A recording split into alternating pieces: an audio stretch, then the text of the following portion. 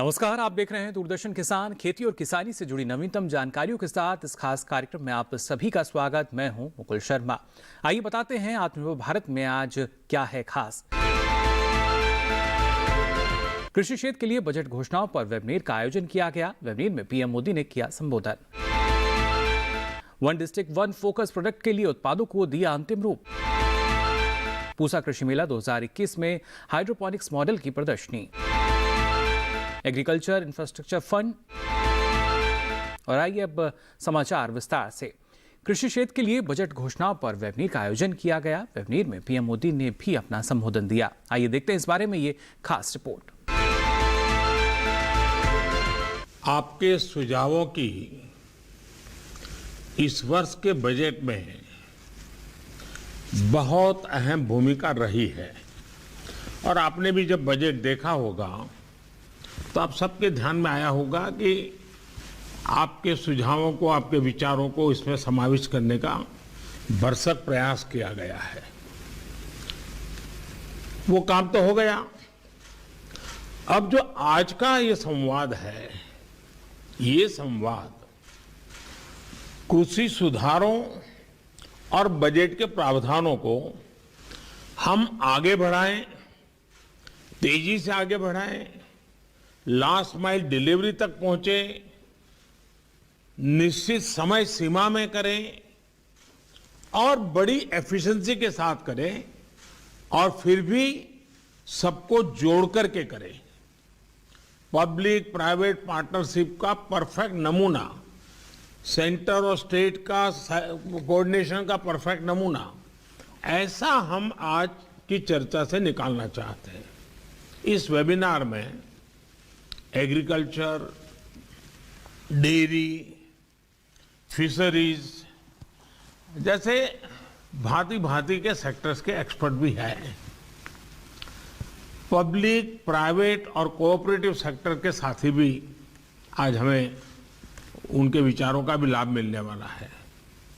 और देश के रूरल इकोनॉमी को फंड करने वाले बैंकों के प्रतिनिधि भी हैं। आप सभी आत्मनिर्भर भारत के लिए जरूरी आत्मनिर्भर ग्रामीण अर्थव्यवस्था के महत्वपूर्ण स्टेक होल्डर्स हैं। मैंने कुछ समय पहले संसद में इस बात को विस्तार से रखा था कि कैसे देश के छोटे किसानों को ध्यान में रखते हुए सरकार ने बीते वर्षों में अनेक महत्वपूर्ण निर्णय लिए हैं। इन छोटे किसानों की संख्या 12 करोड़ के करीब है और इनका सशक्तिकरण, इन छोटे किसानों का एम्पावरमेंट ही भारतीय कृषि को अनेक परेशानियों से मुक्ति दिलाने में बहुत मदद करेगा। इतना ही नहीं, ग्रामीण इकोनॉमी का ड्राइविंग फोर्स भी वही बनेगा। मैं अपनी बात आगे बढ़ाने से पहले बजट में कृषि के लिए जो किया गया है उसकी कुछ हाइलाइट्स आपके सामने दोहराना चाहता हूं। मैं जानता हूं आप इन सारी बातों से परिचित हैं।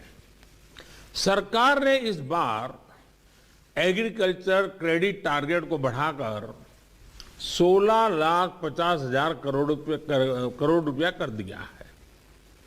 इसमें भी पशुपालन, डेयरी और फिशरीज सेक्टर को प्राथमिकता दी गई है।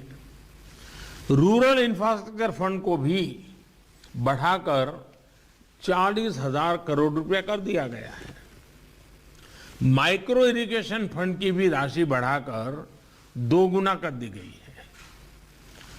ऑपरेशन ग्रीन स्कीम का दायरा बढ़ाकर अब 22 पेरिसेबल प्रोडक्ट्स तक का उसको कर दिया गया है। देश की 1000 और मंडियों को ई नाम से जोड़ने का फैसला लिया गया है। इन सारे ही निर्णयों में सरकार की सोच झलकती है, सरकार का इरादा महसूस होता है और साथ साथ सरकार के विजन का पता चलता है। और ये सारी बातें आप सबके साथ चर्चा में से उभरी हुई है। जिसको हमने आगे बढ़ाया है। लगातार बढ़ते हुए कृषि उत्पादन के बीच 21वीं सदी में भारत को पोस्ट हार्वेस्ट क्रांति या फिर फूड प्रोसेसिंग क्रांति और वैल्यू एडिशन की आवश्यकता है। देश के लिए बहुत अच्छा होता अगर ये काम 2-3 दशक पहले ही कर लिया गया होता। अब हमें जो समय बीत गया है उसकी भरपाई तो करनी ही करनी है। आने वाले दिनों के लिए भी अपनी तैयारी और अपनी तेजी को बढ़ाना है। साथियों, अगर हम अपने डेयरी सेक्टर को ही देखें तो आज वो इतना मजबूत इसलिए है क्योंकि इतने दशकों में उसने प्रोसेसिंग का बहुत विस्तार किया है। आज हमें एग्रीकल्चर के हर सेक्टर में, हर खाद्यान्न, हर सब्जी, फल, फिशरीज सभी में प्रोसेसिंग पर सबसे ज्यादा फोकस करना है। और प्रोसेसिंग की व्यवस्था उसे सुधारने के लिए जरूरी है किसानों को अपने गांव के पास ही स्टोरेज की आधुनिक सुविधा मिले। खेत से प्रोसेसिंग यूनिट तक पहुंचने की व्यवस्था सुधारनी ही होगी। प्रोसेसिंग यूनिट की hand holding farmer producer organisations मिलकर के करें। और हम सब ये जानते हैं कि फूड प्रोसेसिंग क्रांति के लिए देश के किसानों के साथ ही देश के पब्लिक प्राइवेट कोऑपरेटिव सेक्टर को भी पूरी ताकत से सही दिशा में आगे बढ़ाना होगा। साथियों, आज ये समय की मांग है कि देश के किसान की उपज को बाजार में ज्यादा से ज्यादा विकल्प मिले। सिर्फ रॉ प्रोडक्ट या फिर सिर्फ उपज तक किसानों को सीमित रखने का नुकसान देश देख रहा है। हमें देश के एग्रीकल्चर सेक्टर का प्रोसेस्ड फूड में के वैश्विक मार्केट में विस्तार करना ही होगा। हमें गांव के पास ही एग्रो इंडस्ट्रीज क्लस्टर की संख्या बढ़ानी होगी ताकि गांव के लोगों को गांव में ही खेती से जुड़े रोजगार मिल सके। ऑर्गेनिक क्लस्टर्स, एक्सपोर्ट क्लस्टर्स, इसकी भी इसमें बहुत बड़ी भूमिका होगी। गांव से एग्रो बेस्ड प्रोडक्ट शहरों की तरफ जाएं और शहरों से दूसरे इंडस्ट्रियल प्रोडक्ट गांव पहुंचे, ऐसी स्थिति की तरफ हमें बढ़ना होगा। अभी भी लाखों माइक्रो फूड प्रोसेसिंग यूनिट्स देश में चल रही है, लेकिन उनका विस्तार करना, उनके सामर्थ्य को बढ़ाना, ये आज समय की मांग है, बहुत जरूरी है। वन डिस्ट्रिक्ट वन प्रोडक्ट, इस योजना कैसे हमारे उत्पादों को विश्व बाजार तक लेकर जाएं, इसके लिए हमें पूरी ताकत से जुटना होगा। साथियों, सिर्फ खेती ही नहीं, यहां तक कि फिशरीज सेक्टर में प्रोसेसिंग का भी एक बहुत बड़ा स्कोप हमारे यहां है। भले ही हम दुनिया के बड़े फिश प्रोड्यूसर हैं, एक्सपोर्टर हैं में से एक है, लेकिन प्रोसेस्ड फूड के इंटरनेशनल मार्केट में हमारी उपस्थिति बहुत सीमित है। भारत की फिश ईस्ट एशिया से होते हुए प्रोसेस्ड फॉर्म में विदेशी मार्केट तक पहुंची है। ये स्थिति हमें बदलनी होगी।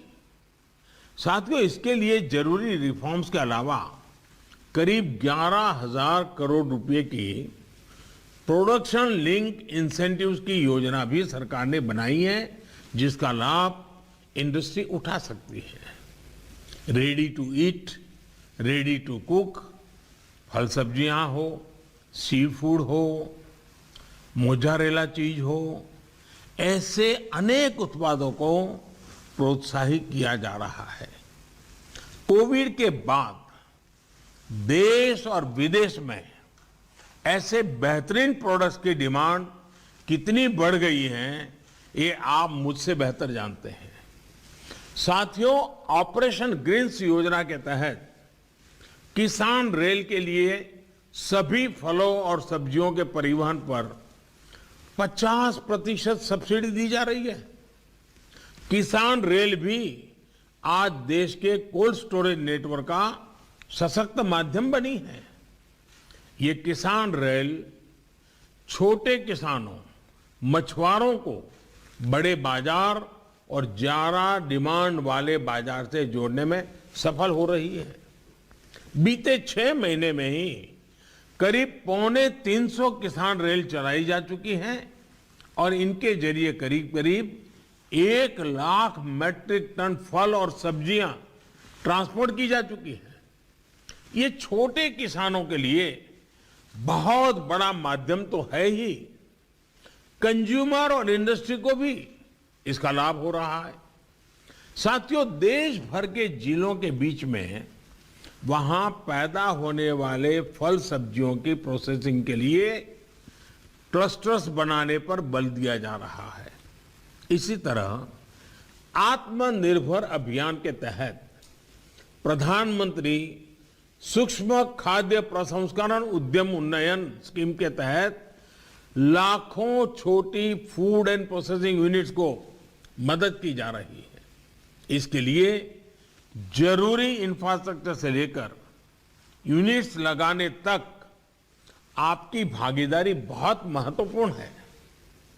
साथियों, फूड प्रोसेसिंग के साथ साथ हमें इस बात पर भी फोकस करना है कि छोटे से छोटे किसान को भी आधुनिक टेक्नोलॉजी का लाभ कैसे मिल पाए। देश के छोटे किसान ट्रैक्टर, पराली वाली मशीनें या फिर दूसरी मशीनें अफोर्ड नहीं कर सकते। क्या ट्रैक्टर और दूसरी मशीनों को शेयर करने का एक संस्थागत सस्ता और प्रभावी विकल्प किसानों को दिया जा सकता है? आज जब हवाई जहाज तक एयरलाइंस को घंटों के आधार पर किराए पर मिल जाते हैं, तो किसानों के लिए भी ऐसी व्यवस्थाओं का विस्तार देश में किया जा सकता है। किसान की उपज मंडी तक पहुंचने के लिए ट्रक एग्रीगेटर्स का प्रयोग तो इस कोरोना काल में कुछ हद तक किया भी गया था और लोगों को अच्छा लगा था। इसका विस्तार खेत से मंडी या फैक्ट्रियों तक, खेत से किसान रेल तक, ये कैसे हो सके, इस पर हमें काम करना होगा। खेती से जुड़ा एक और अहम पहलू सॉइल टेस्टिंग का है। बीते वर्षों में केंद्र सरकार द्वारा करोड़ों किसानों को सॉइल हेल्थ कार्ड दिए गए हैं। अब हमें देश में सॉइल हेल्थ कार्ड की टेस्टिंग की सुविधा गांव-गांव तक पहुंचानी है। जैसे ब्लड टेस्टिंग की लैब्स होती हैं, पैथोलॉजी लैब होती हैं, उनका एक नेटवर्क होता है, वैसे ही हमें सॉइल टेस्टिंग के लिए भी करना है। और उसमें प्राइवेट पार्टी बहुत बड़ी मात्रा में जुड़ सकती है। और एक बार सॉइल टेस्टिंग का नेटवर्क बन जाए और किसान को सॉइल टेस्टिंग की आदत हो जाए, उसके अपने खेत की जमीन की सेहत कैसी है, उस जमीन के प्रति उसके अंदर जागरूकता आएगी, तो उसके सारे निर्णयों में बहुत बड़ा बदलाव आएगा।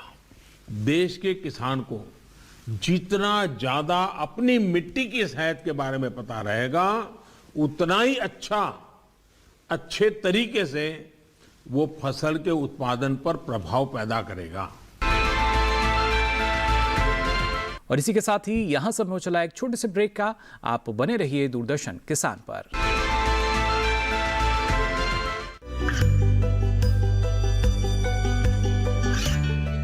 गांवों और पिछड़े क्षेत्रों में सरकारी योजनाओं की जानकारी पहुंचा। देश में कौशल और क्षमता विकास कर ग्रामीणों को सामाजिक बदलाव और विकास से जोड़ने की दूरदर्शन किसान की पहल चौपाल चर्चा देखें सोमवार से शुक्रवार सुबह 9 बजे। ये कामयाबी है अन्नदाता की। ये कहानी है खेत और खलिहानों की। कैसे करें अपने पशुओं की देखभाल, जानिए गांव-गांव के किसानों का हाल। देखिए गांव किसान सोमवार से शुक्रवार दोपहर 12 बजे सिर्फ डीडी किसान पर। ब्रेक के बाद आप सभी का एक बार फिर स्वागत। आप देख रहे हैं आत्मनिर्भर भारत। आपको बता दें, सरकार किसानों की आमदनी बढ़ाने के लिए लगातार प्रयासरत है और इसी क्रम में कृषि और किसान कल्याण मंत्रालय ने one district one focus product यानी अगर बात की जाए ODOFP के लिए उत्पादों को अंतिम रूप दिया। ODOFP के क्रियान्वयन से किसानों को फायदा तो होगा ही, साथ ही इसके बाद कृषि निर्यात में भी बढ़ोतरी हो सकेगी। ज्यादा जानकारी के लिए आइए नजर डाल लेते हैं इस खास रिपोर्ट पर।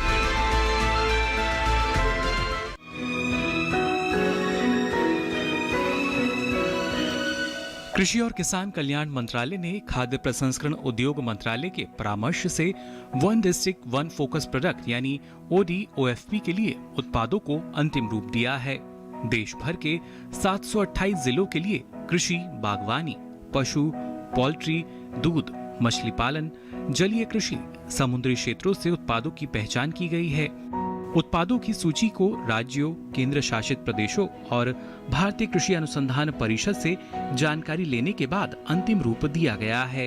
इन उत्पादों को सरकार की योजनाओं के समावेश के जरिए एक समूह दृष्टिकोण से बढ़ावा दिया जाएगा।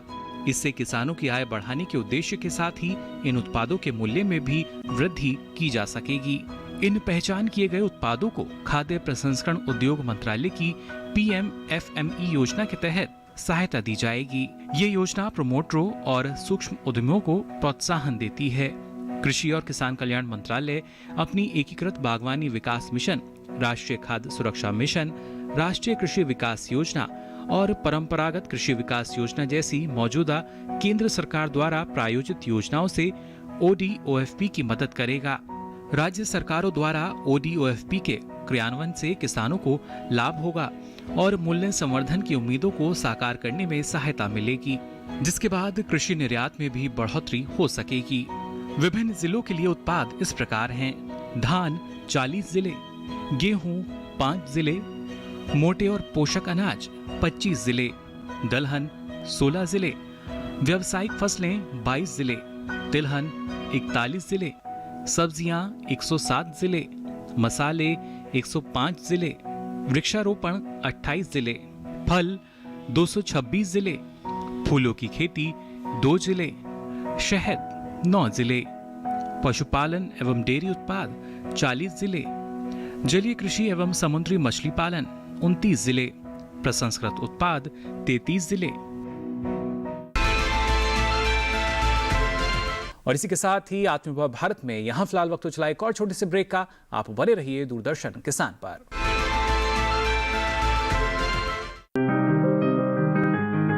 बीमारियों से कैसे बचेगी फसल? मवेशियों की मुश्किलों का क्या है हल? कहां से लाएं बीज, कितनी लगेगी खाद?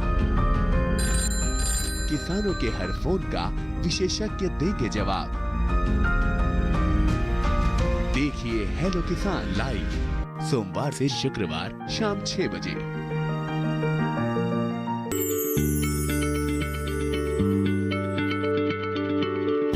क्या आप किसी बीमारी से परेशान हैं?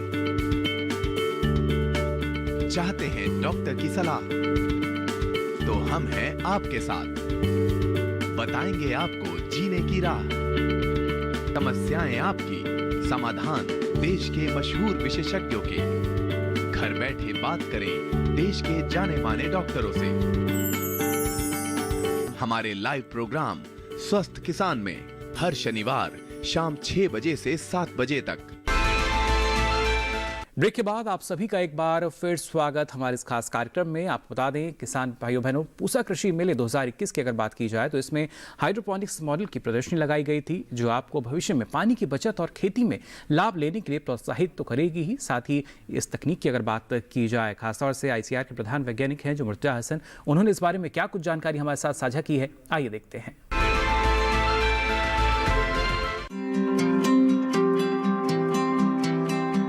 हॉर्टिकल्चर डिवीजन के इस स्टॉल में एक मॉडल भी लगाया गया है, जिसके जरिए हमारे किसानों को जागरूक किया जा रहा है बागवानी के क्षेत्र में। डॉक्टर मुर्तजा हसन हमारे साथ मौजूद हैं। मैं चाहूंगी कि वो इस मॉडल को विस्तार से समझाएं कि क्या कुछ खास बातें हैं इस मॉडल की। हाइड्रोपोनिक्स खेती की ये जो मॉडल है, इसे हम वर्टिकल फार्मिंग भी कहते हैं। और आप देख रहे हैं किसान भाई कि किस तरह से यहाँ पर हम खास करके हरी पत्तेदार सब्जियाँ और हाई वैल्यू वेजिटेबल्स जो है वो हाइड्रोपोनिक्स तकनीक, जिसमें कि पानी और खाद का नियंत्रण प्रवाह होता है, और इस तकनीक द्वारा हम पौधों को अलग अलग लेयर, जिसे हम मल्टी लेयर कहते हैं। ये जो मॉडल है, इसमें हम 100 पौधे को एक साथ उगा सकते हैं। और देखते हैं कि ये जो 100 पौधे का मॉडल है, इस मॉडल में 3 लेयर है, 1 2 ये 3 लेयर है। इसमें एक पंप द्वारा पानी और खाद का निरंतर प्रवाह होते रहता है, और इस मॉडल में LED लाइट सपोर्टेड है। तो इसका अर्थ ये होता है कि इस मॉडल को जो हमारे किसान भाई और ग्रोअर हैं, वो अपने ड्राइंग रूम में, छत पर, कहीं पर भी रख सकते हैं, क्योंकि इसमें LED लाइट भी लगी हुई है। हम इसे लाइट के बगैर भी चला सकते हैं अगर हम इसे खुले खेत में रखेंगे। लेकिन अगर चाहें कि अपने हम घर के अंदर, अगर हम हर आदमी चाहते हैं कि हम घर के अंदर हरे पत्तेदार वाली सब्जी और उच्च मूल्य वाली सब्जी हो, तो उस तरह के मॉडल को हम इसमें उगा सकते हैं। और इसका फ़ायदा ये है कि इस तरह के मॉडल में एक आम आदमी और किसान सालों भर निरंतरन, जो चाहे वो हरे पत्तेदार सब्जियां हैं, उसका बहुत ही कम पानी में और खाद में, क्योंकि इसमें पानी और खाद का बहुत ही सदुपयोग होता है, और खुले खेत की अपेक्षा में लगभग 20 से 30% ही पानी इस्तेमाल होता है, अर्थात 70 से 80% पानी की बचत होती है। और बहुत ही कम खाद में किसान भाई और ग्रोअर्स, इसमें हम अपने घर के अंदर स्वस्थ पौध उगा सकते हैं और उसकी सालों भर अच्छी पैदावार ले सकते हैं। दूसरी एक इसकी सबसे बड़ी खासियत ये है कि इस तरह के जो मॉडल में जो पानी में घुलनशील खाद है, जो भी हमारा खाद है, उसमें हमें पानी में घुलनशील खाद, जैसे कि NPK है, यूरिया फास्फेट है, उसे पानी में घुलाना पड़ेगा।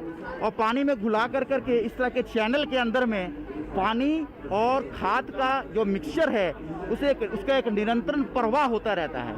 और इसे हमें, इस मॉडल में हमें उस प्रवाह को हमेशा बनाए रखना है। बीच बीच में हम उसे ऑफ कर सकते हैं, लेकिन ज़्यादातर समय में हमें इस प्रवाह को बनाए रखना है।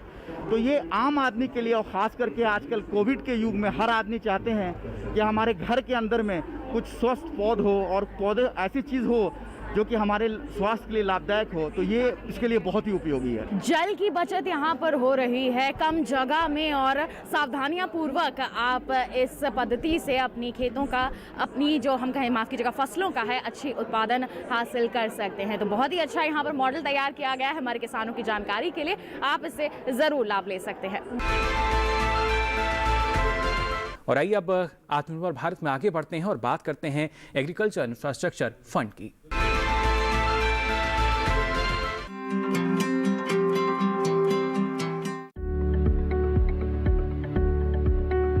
कृषि क्षेत्र को बेहतर बनाने के लिए अवसंरचना यानी बुनियादी ढांचा बहुत ही महत्वपूर्ण है। सरकार कटाई उपरांत प्रबंधन तंत्र को मजबूत कर रही है। इसके लिए लॉकडाउन के दौरान वित्त मंत्री ने 1 लाख करोड़ रुपए के कृषि अवसंरचना कोष का ऐलान किया था। ये रकम बैंकों और वित्तीय संस्थानों के माध्यम से ऋण के तौर पर दी जानी है। आम किसानों के अलावा प्राथमिक कृषि ऋण सोसाइटी, विपणन सहकारिता सोसाइटी, कृषि उत्पादक संगठन, स्वयं सहायता समूह, बहुउद्देशीय सहकारिता सोसाइटी, कृषि उद्यम और स्टार्टअप इसके माध्यम से ऋण ले सकते हैं। 2 करोड़ तक के कर्ज पर ब्याज में 3% तक की छूट का प्रावधान किया गया है। ये योजना फिलहाल 10 साल के लिए है, यानी 2020-21 से 2029-30 तक 1 लाख करोड़ की रकम 4 साल में जारी की जाएगी। पहले साल 10,000 करोड़ रुपए और फिर अगले 3 वित्तीय वर्षों में 30-30 हजार करोड़ रुपए। भारत की 58% जनसंख्या की रोजी रोटी का दारोमदार कृषि और उससे जुड़े व्यवसायों पर है। कटाई उपरांत सही बुनियादी ढांचा न होने की वजह से 15 से 20% उपज बर्बाद हो जाती है, जबकि दूसरे देशों में ये आंकड़ा 5 से 15% है। कृषि अवसंरचना कोष का उद्देश्य ऐसे ढांचे का विकास है जिसमें किसान अपनी उपज बिना बिचौलिए के सीधे बेच सके और कटाई के उपरांत उनकी फसल में बर्बादी भी कम हो। इससे निश्चित तौर पर उनकी आमदनी बढ़ेगी। कृषि अवसंरचना कोष ग्रामीण क्षेत्रों में भंडार गृहों, शीतगृहों, पैक हाउस के निर्माण और उनके विकास के अलावा बाजार व्यवस्था को दुरुस्त करने पर खर्च होना है। साथ ही प्रसंस्करण इकाइयां भी इसका लाभ उठा सकती है। प्रसंस्करण से फसलों का मूल्य वर्धन होगा और भंडार गृहों के निर्माण से किसान को अपनी फसल रोक कर रखने में मदद मिलेगी। फसल को रोकने का फायदा ये होगा कि बाजार में जब भी बेहतर भाव होगा तब वो फसल बेच सकेंगे।